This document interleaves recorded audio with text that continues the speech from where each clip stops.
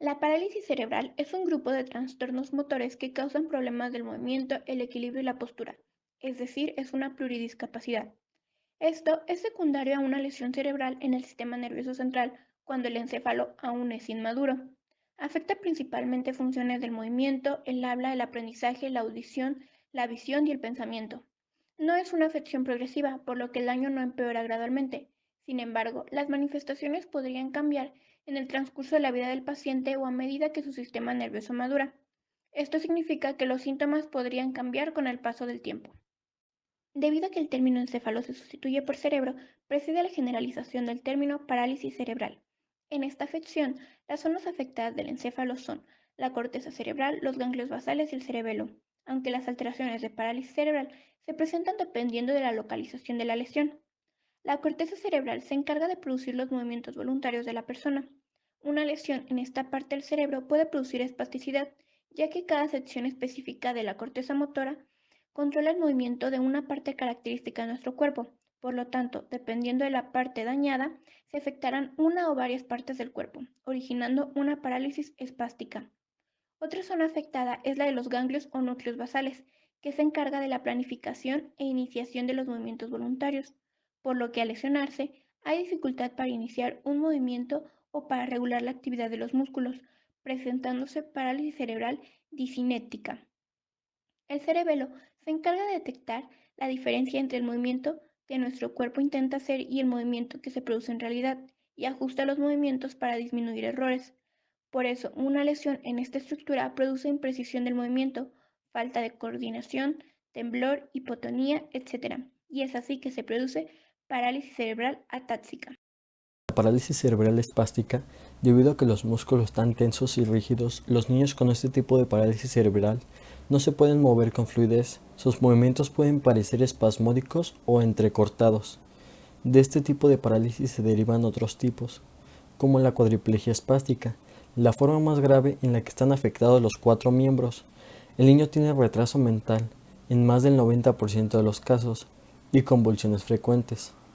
En la diplegia espástica están afectados los cuatro miembros, aunque es mucho más intenso en las extremidades inferiores. A menudo la inteligencia es normal, pero son frecuentes las apraxias, las cuales dificultan el aprendizaje. En la paraplegia espástica solo están afectadas las extremidades inferiores. La hemiplegia espástica se manifiesta en la tercera parte de los niños diagnosticados y afecta a un lado del cuerpo. Con frecuencia existe pérdida de visión parcial o completa en una de las mitades del campo visual en ambos ojos y falta la sensibilidad en la mitad afectada del cuerpo. Es característica la cojera y la postura que adopta el brazo en flexión mantenida cuando se prona el antebrazo, mostrando el dorso de la mano y se flexiona la muñeca. En la monoplegia es la debilidad limitada a una extremidad. Esta se encuentra poco frecuente. En la parálisis cerebral disinética se presenta típicamente con movimientos lentos de las extremidades o se retuerce, haciendo una mueca, babeo, problemas del habla, problemas del movimiento de la mano para sentarse y problemas de pie. Aunque los síntomas son difíciles, las personas con parálisis cerebral disinética a menudo tienen normal o superior inteligencia. En la parálisis cerebral atáxica, los niños con este tipo de parálisis cerebral tienen problemas con el equilibrio, pueden caminar con las piernas bastante más separadas entre sí que los demás niños y pueden tener problemas para saber dónde están exactamente las cosas. Pueden creer que una cosa está más cerca o más lejos de lo que está en realidad. En la parálisis cerebral mezclada, por ejemplo, la condición podría ser una mezcla de atáxica, ateoide, espástica, parálisis cerebral u otro, que se produjo como resultado de daño cerebral que se llevó a cabo ya sea antes o durante el proceso de nacimiento. Y bueno, aquí del lado izquierdo podemos ver unas resonancias magnéticas de un cerebro normal en toma axial. Del lado derecho tenemos resonancias de dos tipos de parálisis cerebral. La figura 2 muestra una resonancia magnética nuclear potenciada en T2, que quiere decir que muestra líquido y alteraciones, de una hemiplegia congénita izquierda con una lesión extensa en el territorio de la arteria cerebral media derecha. Cabe destacar que la hemiplegia espástica es la forma de parálisis cerebral más común en recién nacidos. En la figura 3 vemos una resonancia magnética nuclear cerebral potenciada en T1, que quiere decir que muestra la anatomía normal del tejido blando y la grasa. que tiene corte coronal y muestra una leucomalacia periventricular NRNTP con diparesia espástica que es predominante en extremidades inferiores y asimétrica. La parálisis cerebral produce una discapacidad física, que puede ser a su vez sensorial y o intelectual, dependiendo de las zonas dañadas en el cerebro. La mayoría de los niños con parálisis cerebral, entre el 85 y 90%, nacieron con la enfermedad.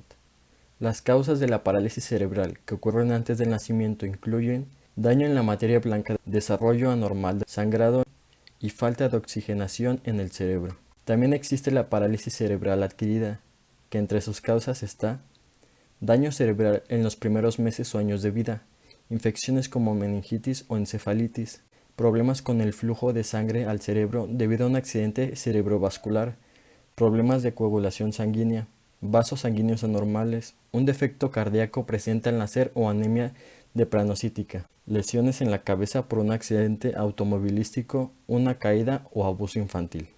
Opciones de tratamiento. La parálisis cerebral es un problema médico crónico a largo plazo que no tiene cura, por lo que las opciones de tratamiento son diversas. Una de estas es la fisioterapia, en la que se trabaja con los niños en ejercicios de estiramiento y fortalecimiento. También está la terapia ocupacional y de lenguaje. En esta última se ayuda a los niños a aprender a hablar y comunicarse de otras maneras. Dispositivos de ayuda como los ortopédicos, teclados de comunicación o sillas de ruedas especiales, etc. En la opción de fármacos está el uso de una inyección de toxina botulínica tipo A para aliviar la rigidez muscular en niños con parálisis cerebral espástica. Otra alternativa para el caso de parálisis cerebral espástica es la cirugía, como rizotomía dorsal o la tendonotomía. Otra alternativa es la atención neurológica pediátrica y la intervención de un psicólogo educacional o bien un trabajador social. Además, es conveniente mantener cuidados especiales como recibir alimento y nutrición suficientes, mantener la casa segura, llevar a cabo ejercicios recomendados por fisioterapeutas, practicar cuidado apropiado de intestinos y proteger las articulaciones de posibles lesiones. A continuación, desde mi experiencia les hablaré sobre un caso de parálisis cerebral. Yo tuve la oportunidad de convivir por 3 años con Diego, mi compañero de la secundaria que padecía este trastorno. Nunca se nos habló detalles sobre su tipo o información específica sobre su caso, pero comentaré algunos de los síntomas que observaba en él. Diego no podía caminar por su cuenta, alguien tenía que llevar su silla de ruedas para que se pudiera desplazar, pero tenía movimientos en manos, muñecas y piernas, aunque en ocasiones le costaba controlarlos. No podía hablar, su comunicación era mediante señas, con los dedos, sonidos o nosotros interpretando lo que trataba de decir. Siempre consideré a Diego una persona con mucha energía, alegre y razonable, ya que entendía cuando le hablaban los maestros. En cuanto a manera de aprender, era una forma más visual y diferente, porque se le tenía que prestar más atención y ver con él temas sencillos que lograra entender. Me tocó ayudarlo a revisar temas como sumas o restas, y él con los dedos me daba la respuesta, o después de decir las respuestas, él me señalaba cuál era la correcta. Para sus necesidades básicas dependía de sus hermanos mayores, que siempre se encontraban al pendiente de él para darle de comer o llevarlo al baño. En cuanto a comportamiento, Diego se desesperaba de estar tanto tiempo en el salón, así que un compañero lo sacaba a dar una vuelta al patio de la escuela o se llegó a quedar dormido en algunas clases. Como todos, Diego tenía límites y cuando no seguía indicaciones se le llamaba la atención.